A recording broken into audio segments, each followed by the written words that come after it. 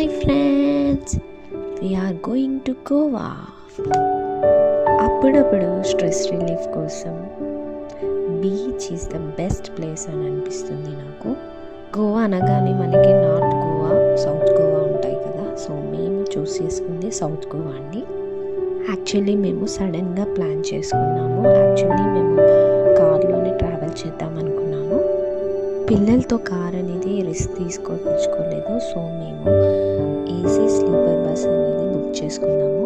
మేము బుక్ చేసుకున్న ట్రావెల్స్ ఏంటి అంటే పీవీఆర్ ట్రావెల్స్ అన్నమాట. పర్ హెడ్ కాస్ట్ వచ్చేసి 950 రూపీస్ మాత్రమే. అన్ని ట్రావెల్స్లో మీరు కంపేర్ చేసుకుంటే పీవీఆర్ ట్రావెల్స్లో మాత్రం మనకి చీప్ అనిపిస్తుంది.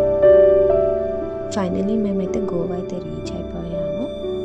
గోవాకి రీచ్ అయిన వెంటనే మేము ఒక ఆటో ట్యాక్సీ తీసుకొని అక్కడ నుండి ఒక 15 మినిట్స్ మా హోటల్కి.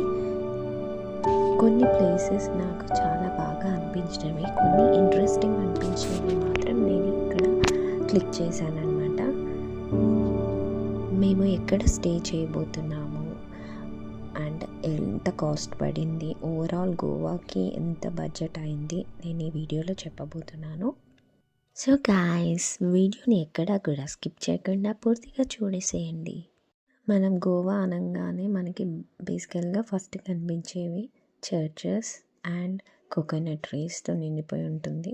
సో నేను మ్యాక్సిమం ఎక్కడ చూసినా నాకు చర్చెస్ అయితే బాగా కనిపించాయి. ప్రతి ఒక్కరికి లైఫ్లో రిలాక్సేషన్ ఉండాలి అంటే అప్పుడప్పుడు ఇలా 2 to 3 months or yearly twice అలా ఈ వెకేషన్ అయితే ఉండాలి మనకి. ఫైనలీ మేము స్టే చేయబోతున్న హోటల్ వచ్చేసాము. గురించి నేను స్టే చేయబోతున్న హోటల్ వచ్చేసి బాగా బ్లెస్ హోటల్ అనమాట. పర్ డే కాస్ట్ వచ్చేసి 3500 అండి. ఓవరాల్గా ఫ్రంట్ వ్యూ అండ్ నాకంతా బాగా నచ్చింది, సరౌండింగ్స్ అంతా కూడా. ఫైనలీ ఇదే మేము స్టే చేయబోతున్న హోటల్ అన్నమాట. సో రూమ్ అంతా కూడా చాలా బాగుందండి, నాకైతే చాలా నచ్చింది.